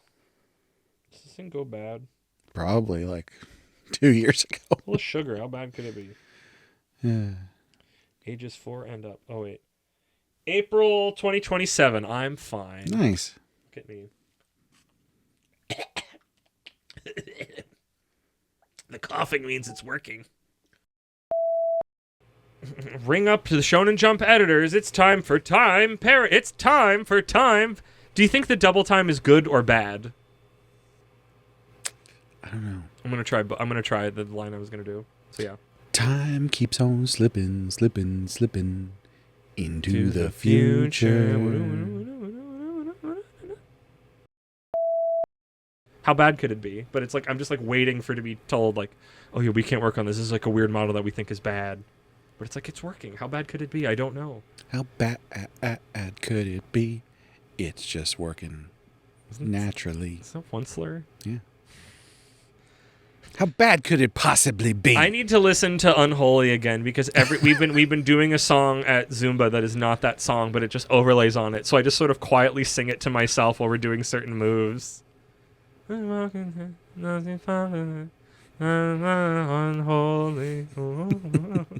That body like, and it's like, please nobody notice me right now. It's like I'm very compelled to do this because when a mashup comes into my ear, I'm just like, yes. I need to verbalize this very badly right now to prove that it works. Wanna fly like an eagle. So wait. To the sea. It's okay. So my two things is time to ring up Shonen Jumps. Time to ring up Shonen Jumps editing. Fuck, I had a shorter form of that. Some form of those words together. It's time to ring up Shonen Jump's editors. It's time, Paradox Ghostwriter. Or we need to ring up Shonen Jump's editors. It's time for time, Paradox Ghostwriter. It's like, do I move the time further? Do I put it in the middle? Do I try to avoid that at all? I feel like there's a way to do this without having the word time in it twice. A glimpse behind the curtain or just an editorial phantasm. It's time, Paradox Ghostwriter. That's interesting. Because it's the idea of just like, is this actually the inner workings of the Shonen Jump? Yeah. Yeah. Go with that. Once we can do it for real. Yeah. I'll say it before and I've said it before and I'll say it again. What is it like for people who have a foot fetish to know that their fetish is a meme now? Not like it's like it being respected or disrespected or people thinking it's disgusting, whatever. The fact that it's like, I mean, 69's a meme. It's been made silly. But that 69 is just the number. The act of 69ing itself is not the meme. Even if it's what it gives, even if that's what is giving 69 the number, its power. It's not like, it's like the literal like dudes in defeat and wiki feet makes me smile and laugh. And it's like, I don't know what would be better or worse. Having a kink that was people thought was silly in that vein, or that they like actively thought was disgusting. I think silly's probably better, but it's a weirder experience, I think, in some ways, because at least disgust is a little bit more straightforward than tee-hee, it's the feet guy. I would rather people think that I'm silly than disgusting. Yeah, I guess it makes it more innocuous. Because it's like, when it this is a weird thing to have on. This doesn't go anywhere, even though it's being recorded. It's like, when you're with the people in the situations where it's like, that's what's happening. Nobody thinks it's silly. You're just having feet time or whatever. What time is it? Feet time. I cannot get out of my brain. I don't know how to set this up exactly. Fuck, how do I set this up so I can actually get to what the punchline is that I can't get out of my brain? So, I listened to a podcast that reviews like old pro wrestling stuff, and they're reviewing an old show called Legends House, which is basically just reality television where a bunch of the old retired stars are together and they make them do reality TV bullshit, whatever. And for some reason, one of them, they're doing like a LARPing thing. Like medieval? Yeah. Okay. Not like a Ren Fair thing, but like they're like, oh, here's your weapons, here's your quest, here's, you know. Supposedly they did it with some group that like went on to attempt to make like a theme park out of this. I don't remember what it was called. But one of they just because it is like such a thing about him, So one of the things they do on the show is that for every episode, they will have a caption contest where they'll take an image of whatever they watched, a specific one, and then have people write in captions for it. And this one in particular has this old wrestler. I'm trying to remember what his name is. He's one of the lesser known ones. But like a thing that is like out about him, that he is very like out about, is that he is into feet. He has a foot fetish. Like this is a very well-known not secret about him in a way that it's like maybe you could shut up about constantly talking about your love of feet. But it's like him holding whatever weapon he has for it in whatever the LARPing scene was. And one of the captions had like this big preamble, but the ending of it was, if evil's afoot, I'll come. As in like in the without the context, it's like, oh yeah, if evil's afoot, I'll be around, I'll come. But with the foot thing in that context, it's just like, I can't stop thinking about it. That's awful. But it's such a turnkey because it's a phrase you've heard before, assuredly. But just with this little context change, takes on such a horrible meaning. I will say, the fact is it not like the fact that it's an innocuous phrase that you've heard many times before, and that it's like, nope, that's true. If evil was afoot, he'd come. I think more to the fact that like it's something that's just out there. Like other people don't go around, not in public maybe between friends, but they don't go around going, man, I fucking love vaginas. Vaginas are the best. I mean, I think I like to stick my face right up in a vagina. Yeah. I think rightfully people give him shit about it. I think the context that I was given a little bit from that episode, it's like they would get him on. Do you know what like a shoot interview is? For wrestling, yeah. Yeah, so it's like an actual, like it's not a part of the product, like it's an actual real a shoot versus a work. Correct. Yes. Yeah. So there's like a lot of like shoot interviews of like people who were wrestlers or still wrestlers, but not with like W Anywhere, who would do interviews with like other groups for it. And supposedly the thing is with him is constantly is people would want to get him in to like talk about other things, and he would just keep talking about feet or whatever. Like he seems, of wrestlers, he does seem like an extra strange man. But yeah, no, let's fucking record this. Okay. Let me stop talking about horrible bullshit on Do you remember what you came up with? No, I'm getting the words. Is this just a peek? Is this a peek behind the curtain or just a fabricated phantasm? This is Time Paradox Ghostwriter. One and done. Good. I think that's a one and done, which is good because I was running out of air at that end, and I'm glad I touched down. It's like we've got multiple things that we need to record, even though we've already recorded them. Things that happened that were recorded. And we need to record that will come out before this, but we're recording some of those together, but they already happened for you, and then my head explodes. I mean, luckily, the only thing that's sort of out of order right now is the retrospective. Yes, but that kind of exists on its own island. We recorded all of the ones that will be coming out in December already. Yes. And then the retrospective, and then we recorded Fabricant 100. We recorded Build King a while ago. But we didn't do the reload because we just finally know how we're doing the reload. So after a break and a hiatus, just throw all the episodes in a hat and you shake you get an episode a week, dear listeners. That's our promise to you. Until I don't want to promise you that anymore. Until we don't feel like it. Until I get a divorce. Did I say before when we started doing them weekly? Oh no, I don't think I forgot we didn't always do them weekly. We should make sure to say that again in the retrospective. Okay. Let me see. I think that spreadsheet's going to do a lot of heavy lifting for that retro. I'm so happy I don't have to think of an ending bit. Let's see, March. With Astro Baby, and then the 18th, and so that might have been it. No, there's still some holes in there. I think we just put that out more. Yeah, it would have been Dear Anemone. Wow. So episode 22. Because the episode before that was June 24th, and then Dear Anemone was July 8th. And then July 15th, 25th, August 1st, 8th, 15th. So yeah. Look at us. So we've been doing them weekly for a while. Yeah. Over half the time. Now it's time for Time Paradox Ghostwriter. Time Paradox. Oh, yeah, what's the Time Paradox Ghostwriter? Time Paradox Ghostwriter, the Marvel character. You see that girl over there? You see the boots that she's wearing? She's wearing a Paradox. Ayo. Doc Martens. Yes, I understood. The joke is that she's got the Doc Martens. It's Paradox. I just have to bleep that whole part. Don't believe it. That one's I don't know if somebody knows that, that's exciting. Hey, if you're listening to this and you figured it out, which there's a small possibility, you did talk about a couple things that maybe someone could piece it together. Yes. Don't spoil it. Do not message me personally. Yeah. This was, I think, the only one that I gave that was a specific, but otherwise it was just sort of a general zeroing in factoid. Yeah. So this is in the after beeps. Oh yeah. I mean, all the people in the Discord mostly that talking, they listen to the after beeps and say all of our bullshit. All right, Brad. That's it. Let's go buy some liquor and a bunch of tacos.